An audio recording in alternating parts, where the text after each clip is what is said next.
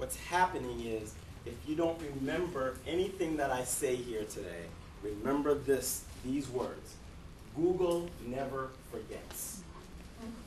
Google never forgets. Anything and everything that you're posting online, if you don't want to be reminded of it 10, 20 years later, don't put it online. Okay? My rule of thumb is that I try to stay away from anything personal online unless I'm sharing it in a closed environment. If it's an open environment, you don't put anything that you don't want your grandmother to see. So that should be your rule of thumb. If your grandmother you don't want your grandmother to see it, don't put it online. Is there such a thing as a closed environment, though? There are closed environments. So for example, in certain social media platforms, you can, for example, in Facebook, you can restrict anybody who comes in and friends you, right? So in certain Facebook pages, if you want to friend somebody, you might see the site that says, so-and-so only accepts, friends from people they know. Or in certain environments, you can lock up something and make it private. So only if you invite someone to share it with you, will they be able to view that. But if I shared something personal with you, even though we were in a closed environment, and you felt compelled to share it with someone else, you could. You can. It depends, right? So for example, if it's in a closed environment, certain closed environments and social media platforms don't allow you to migrate the content from that platform to another platform. But you can, some don't allow you to copy and paste. Some of them have PDF files or encrypted files. You're not allowed to copy and paste. But once you start dealing with sniffing tools, or you can do print screens as well, those still allow people to. So that's why it's very important to know who exactly is part of that circle that you're allowing in. Right, because you can always take a photograph of the screen also and send it out. Absolutely, absolutely. So it's really not, anything that you put out there is out there. It's out there. There was another question here before. That was the same question. Yes. What about, you say it's a closed environment, but what about your friends that are in your page have friends? And is this a link that connects to friends? Yes, absolutely. Friends through friends? Sure, so absolutely. It's not closed environment. It's not. I never said Facebook was a closed environment. If you remember, if you notice on some of the handouts that I gave you, Facebook is one of the social media platforms with the most users, but it's also dealing with the most issue of privacy, right? So on Facebook, the issue of privacy is becoming very, very real because so many people are sharing so much personal information on Facebook. So now the question is starting to be, who exactly has access to information on Facebook? Is it just your friends? Is it the Facebook people? Is it government? So who is it that has access to your Facebook? So yes, you're right. So on the internet, you may not necessarily have a front door, but there's always a back door. Yes. Even if you protect your tweets on Twitter, if someone retweets it, it's no longer protected. It's no longer protected. Absolutely. So That's a misconception. so really what I'm saying is use common sense and good judgment. But if we're dealing with a 12-year-old or a 13-year-old who decides to tweet a picture of themselves in an inappropriate format, you've got a whole can of worms to deal with here. Okay? Yes, ma'am. Emails can be private, but again, also if someone decides to share your email with a group, then that email, but your email tends to be private for the most part. Okay? All right, so what can we do as parents, the rules of engagement? Setting some rules of engagement for your kids when it comes to social media. So somebody said here that they're not on it earlier, right? You said that. Here's my issue. They're not on Facebook, MySpace, or any of those. Right.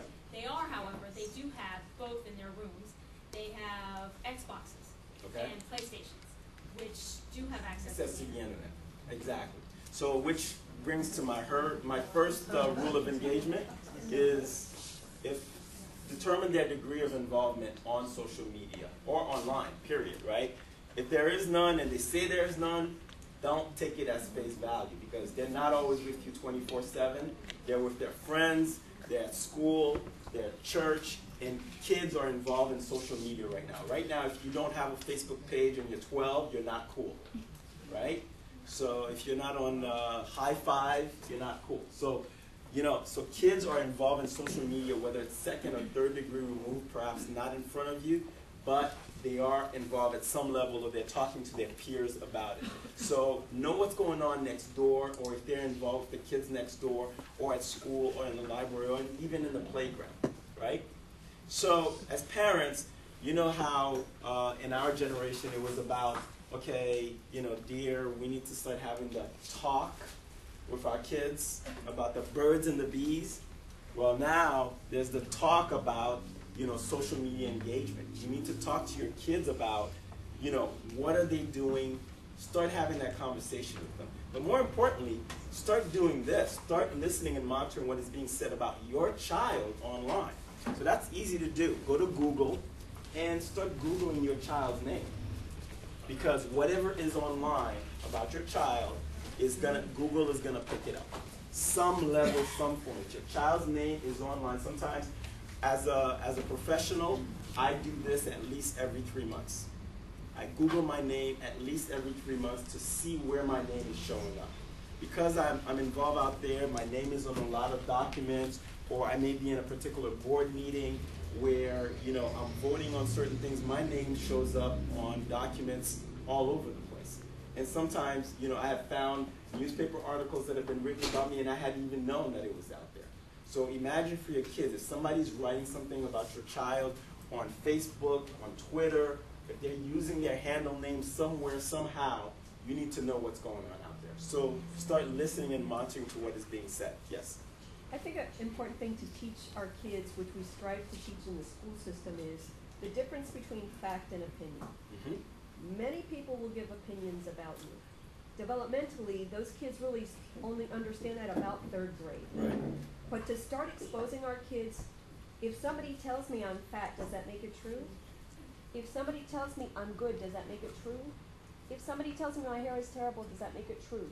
So I think challenging some of those assumptions intellectually first, face-to-face, in a trusting environment, is where we could get first, because I think a lot of our kids and adults tend to be very driven by others. Sure. So separating that out, that's a great division in Sure. terms of separating information for them. Sure, absolutely. And here's where and I absolutely agree with you. The rub that's happening right now is that 50 years ago, when we heard something on television or in the newspaper, we assumed that it was true, that it was fact, because it was vetted. We assumed it was vetted. We assumed there was some background checking that was done. Now, you're right. Nowadays, everybody has access to the internet. Everybody can put up fact or fiction on the internet. The problem is, 90% of the time is that we tend to believe that it's fact first, before it's actually proven that it isn't on the internet. And with kids, it's sort of like the same thing with bullying that was happening in our days. Cyberbullying can be happening. They can say, you know, so-and-so did so-and-so, so-and-so did whatever. Before it actually is proven that it is not a factual element, it's spread like wildfire. And that leads us to the second one, I think, which is the frequency. They'll say, okay, I can defend it after 2 people, but it's hard for me to defend it after 22 15, 20, 30 people. So, and but start that takes it spreading. to another level intellectually, Sure. that the kid has to be at to say frequency also doesn't determine fact. Absolutely. So But- there's a couple things to... So I think to your point, as a parent, you need to know what's going on with your kids on the world of online and what their peers are saying with them, because you're going to have to start working with your child to make sure that they understand, you know, developmentally what is being said, fact from fiction, but also how to guard themselves from those kind of things happening online. The other thing is also nowadays, young kids are coming out of college, they're looking for a job. I tell you right now, when somebody applies for a job with me, the first thing that I do is I Google them.